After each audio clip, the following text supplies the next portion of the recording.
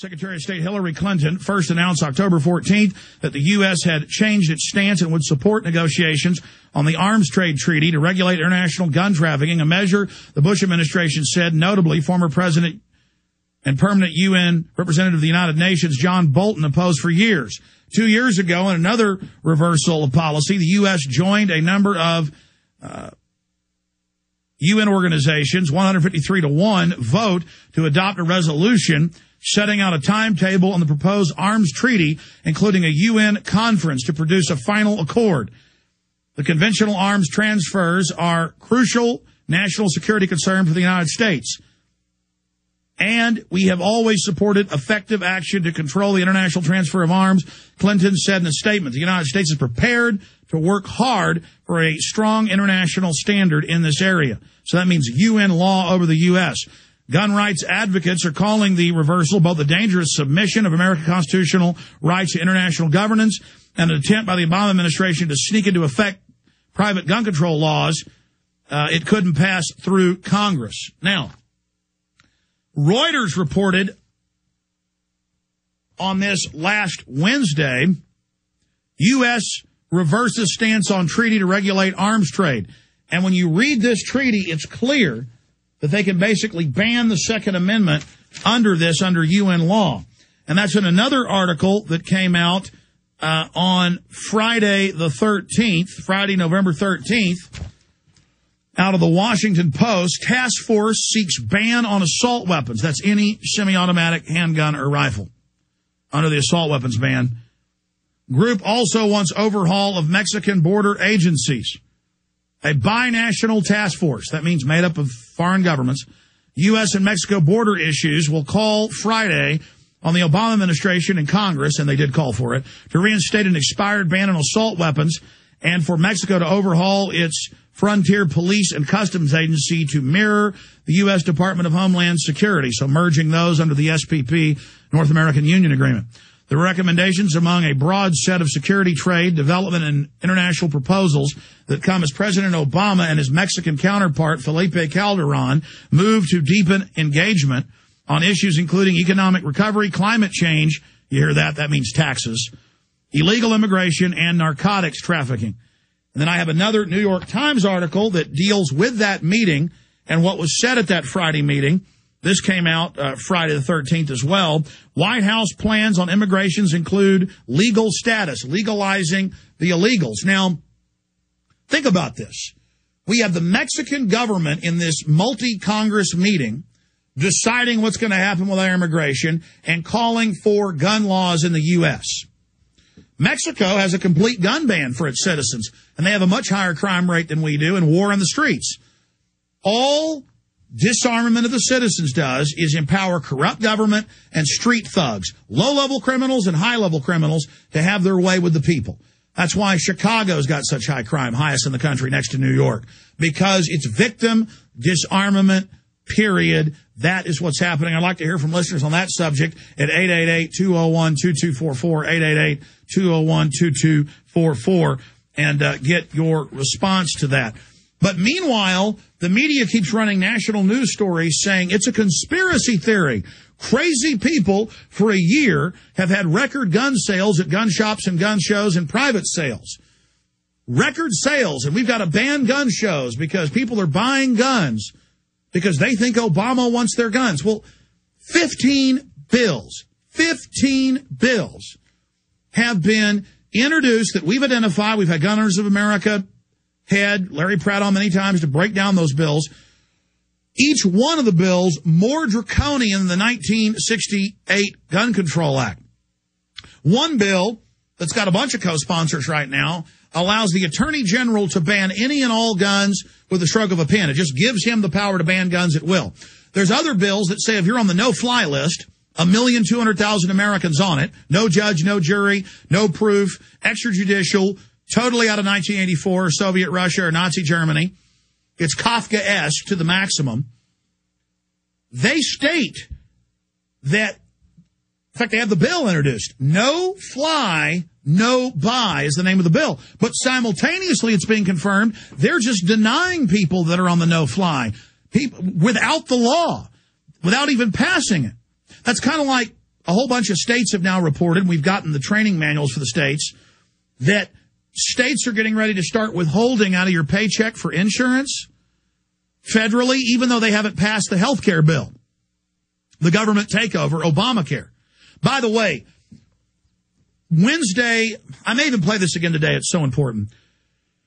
Wednesday, I played a News Corps promotional video that they released as a press release, a 5-minute video where it shows dozens of Fox TV shows and movies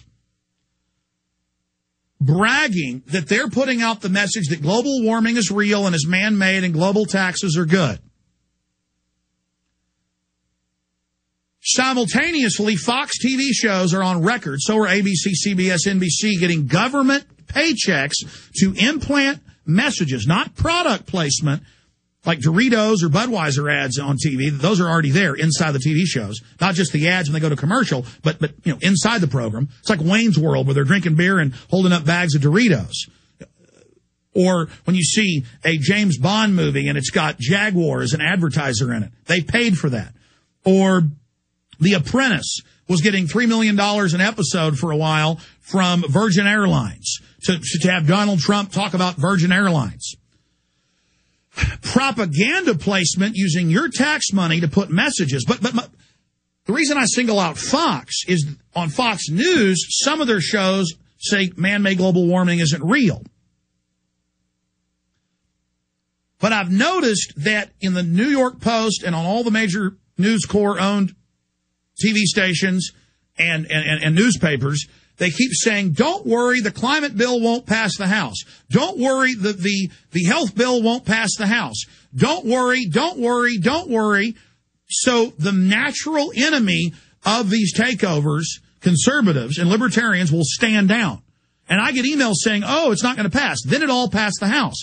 Then, 2 weeks ago, the New York Post and others reported, don't worry, the health care bill will never even pass the committee out of the Senate. It did pass out of committee. They're going to try to vote on it Tuesday and Wednesday. They're going to try to pass the health care bill this week. And instead, I'm spending my time trying to convince people this is even happening because we've got people inside the gates in our Fortress America, the Republic, telling us open the drawbridge, everything's fine. So they're coming after our guns. They're trying to get rid of our borders and our sovereignty. They're letting unelected UN groups control our national policy. They're trying to pass all this legislation right now to totally take over our country. A private corporate takeover is taking place. It is 20 after the hour. Thank you for joining us. I was a highwayman along the coach roads I did. I'm Alex Jones, your host. We're here every Sunday, 4 to 6 p.m. with an abbreviated version of my weekday radio transmission /TV that we simulcast at prisonplanet.tv. Look, I'm going to take a bunch of your calls. Steve, Jim, Troy, Kelly, George. I'm going to take a bunch of your phone calls in this segment into the next. Then I'm going to get into all this flu news I haven't covered yet. But several program notes. Charlie Sheen wrote a letter to President Obama concerning questions about 9/11. One of them is the fact that the New York Times, the Washington Post have written stories. Many of the 9/11 Commission members have written books. John Farmer, the head counsel for the commission, said it was a criminal cover-up, a fraud, a conspiracy. And if 6 of the 10 commission members are saying it's a fraud, a cover-up, a lie, shouldn't there be a new investigation? So Charlie and I had the idea to have a competition. $14,000 prize to first place, $1,000 to second place, $500 for third place, to take the script of that letter to the president, 20 Minutes with the President, spell it out, 20minuteswiththepresident.com, or there's a big banner up on Infowars.com on the right-hand side, and you had a month to make videos any way you wanted with that script, and we've gotten hundreds of entries. Really good ones have been pouring in the last few days. I've been battling to watch them all. It'll take a week or so for Charlie to watch all of these. Tonight is the deadline. Now, as long as we get your video, tonight, or if we missed it, email it to us again. We're going to be watching them in the next few days and posting them at Infowars.com and PrisonPlanet.com and at 20minuteswiththepresident.com. we will now judge them. But tonight is the cutoff date. As long as your video is on YouTube and says that the 15th of November was when you posted it, you made it into the contest. So get it in tonight. And Charlie will judge them. He'll judge first place. I'll judge second and third place. It'll take us, Charlie's a really busy guy with his TV show and some movies he's shooting right now. But he wants to watch them all. He's going to watch them. It'll probably be next week. Towards the end of the week or next week, I'll contact the winners. We got to get a hold of them, get Charlie together. It's like herding cats, as they say. We'll get everybody together. We're going to have you on the radio. Have the winners on the radio with Charlie Sheen, at least the first place winner. But we've got to judge them. I got a few I'm looking at that I'm guessing Charlie's going to pick, but who knows which one he'll pick for first place. I get to pick second and third place. So the email to send in your entries is Sheen@Infowars.com. Sheen@Infowars.com, and he reads that email as well.